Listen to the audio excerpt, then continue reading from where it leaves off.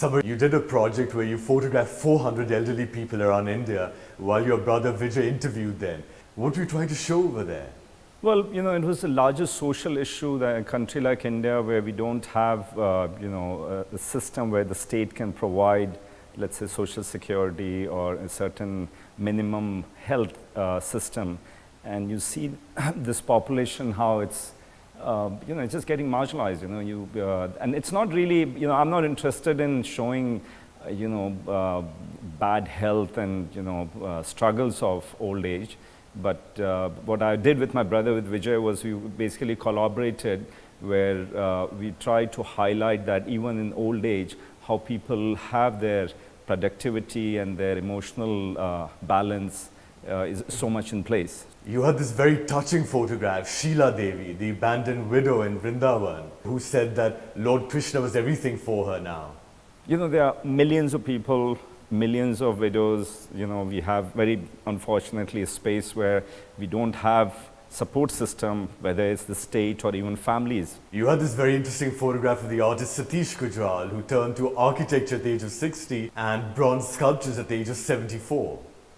That's right, yeah. So, you can see that, how a person, he's obviously a super talented human being, is that how his whole process as a creative person wasn't limited to, being just a painter.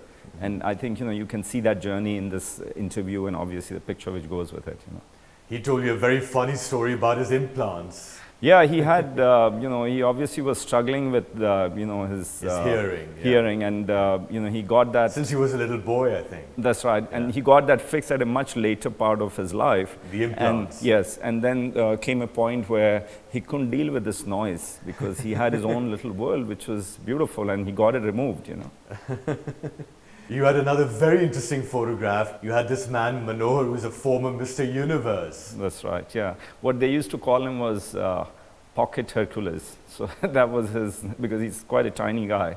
And, the other thing I like to say is also, I worked with about 800 people. We finally photographed about 400 of them. And it took 8 years to do this entire project. It was a big, massive photography exhibition and a book after that. I don't know how many people are still around, but we just made sure we documented whatever they had to say. You had the great Chennai Mysore, Bismillah Khan Saab. When you met him, I suppose you must have been very touched by his simplicity and his great devotion for God and music. Yeah, I think each of these, as I said, each of these individuals, you see the life they led. Unlike what we live today, it was really about what was within. It was not about how they're perceived, how they're seen. I really like this quotation he gave to you, which you put with your photograph. He said, "Can you see this music that fills your ears? If you can't, how can you hope to see the divine creator behind all this music?" Isn't that beautiful? I think it's so simply put, and yet, it's such an amazing philosophy, especially in the world we live in, where it's all about showmanship. How am I seen? How am I looking? And nothing beyond, So these are really people who inspire you, I think. You also have this beautiful portrait of the Carnatic musician, Dr. M. Balamurali Krishna. And then you have Alec Padamsee, the theatre artist who thinks that aging is only in the mind. That's right. And you could see, Alec is still so involved in theatre, and obviously he's a big advertising guru. And he's at it, You're basically trying to show aging in a positive light. Yeah, it's not just about positive light. I think it's also about much more wider issues of what aging is and how these individuals, or let's say not individual, the whole country for that matter, that certain amount of or certain level of population is facing. Were you also trying to nudge people to pay more attention to the elderly?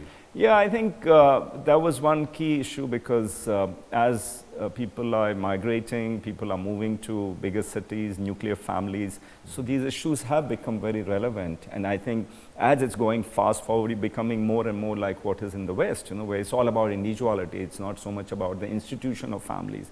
So obviously the older people are the ones who are really left behind.